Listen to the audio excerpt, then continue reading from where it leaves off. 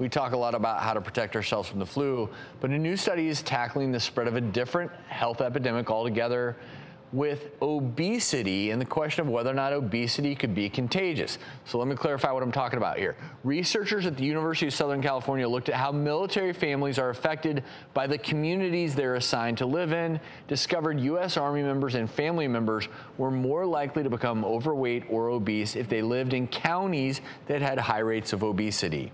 Right. And we've talked about this on the show before, but I think this is a unique study because military families don't choose where they're going to be stationed. So it's not like they're predetermined factors. You're put in a certain environment, and they looked at the statistics, and I have to say it was really, I mean, the numbers weren't astounding, but kids 4% more likely to be overweight or obese if they were in a county where the kids were obese. What do you guys think?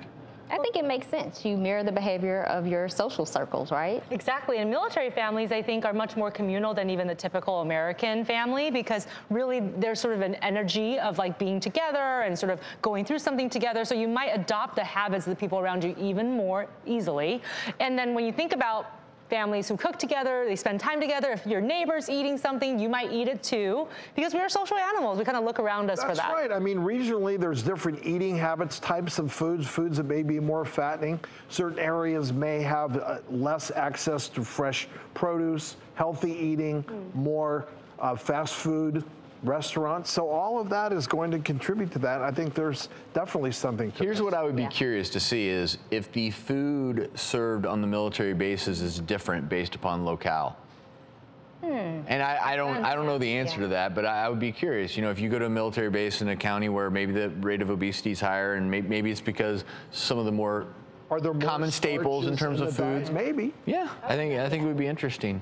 Yeah, I think culturally, like in the South, if you show up at someone's house, then they're going to have a big meal for you because that's how they show you that they love you. Whereas when I'm on the West Coast, I go somewhere and they have little green finger food. Yeah, and maybe some. And that's how they show you they love you, by not giving you food. By not giving you food, so that has a lot to do with it. We give you a little as well. alfalfa sprouts on top of that, and then and then a little sprig of arugula, and you're done. I think the takeaway here is not just for military members, but if you are moving your family into maybe a county, or we know certain states have higher obesity rates, you just got to be aware of the environment in which you live. And what's really cool is because we know community plays a role, you know, maybe you're the one in the community that starts a change. Maybe you do have a party at your house and you still make great, wonderful food, but you got a little healthy twist on it. Then the next party, a little healthy twist on it. We've even got you, come on, Dr. Nita. That's good. In the South, good luck. Nobody's going to come back to your party. It's not true.